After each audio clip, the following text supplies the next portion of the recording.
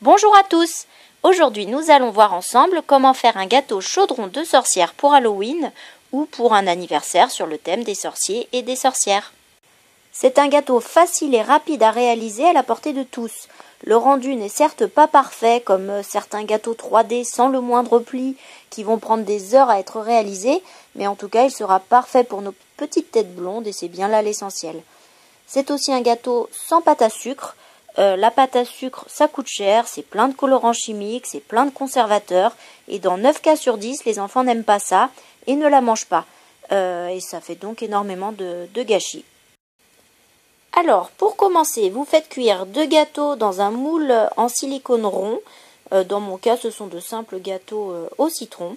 Et pendant que vos gâteaux cuisent, vous préparez votre chocolat plastique noir pour le chaudron et blanc pour les bulles.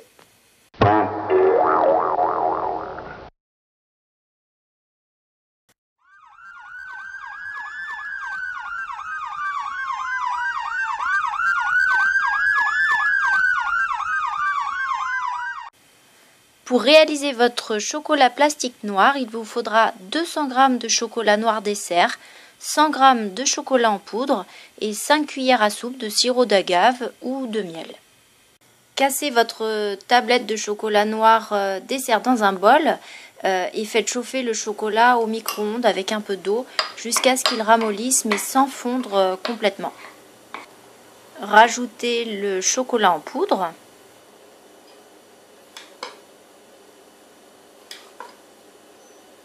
Puis enfin, rajoutez le sirop d'agave ou le miel.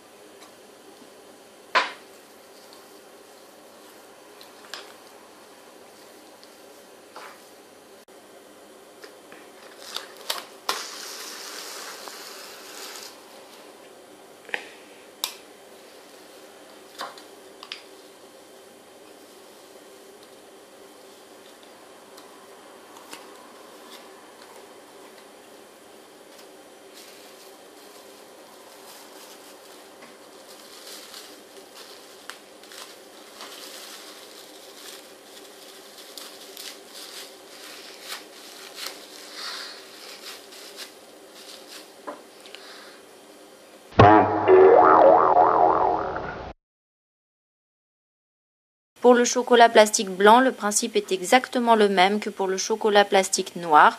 Vous faites fondre au micro-ondes avec un petit peu d'eau votre tablette de chocolat blanc et en sortant du micro-ondes, le chocolat doit être juste ramolli, pas complètement fondu. Vous intégrez ensuite le sucre glace, puis le sirop d'agave.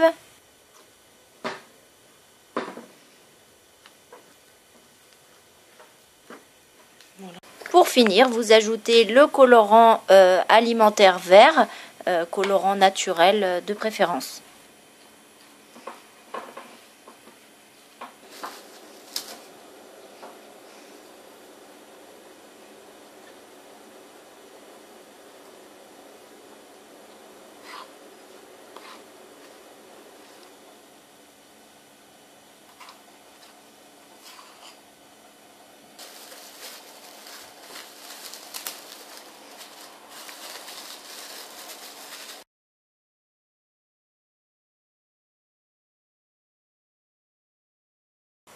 Une fois vos gâteaux refroidis, découpez si besoin le dessus d'un des gâteaux afin qu'il soit bien plat puisque nous allons superposer nos 2 gâteaux l'un sur l'autre.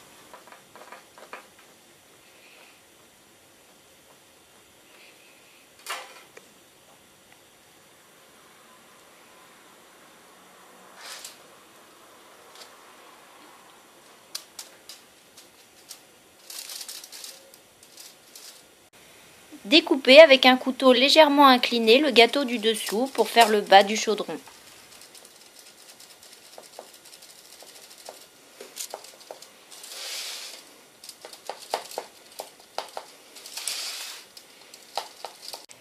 former avec le chocolat plastique comme avec de la pâte à modeler des petits boudins qui vous serviront pour faire le haut du chaudron et 2 autres boudins qui vous serviront pour faire les anses du chaudron.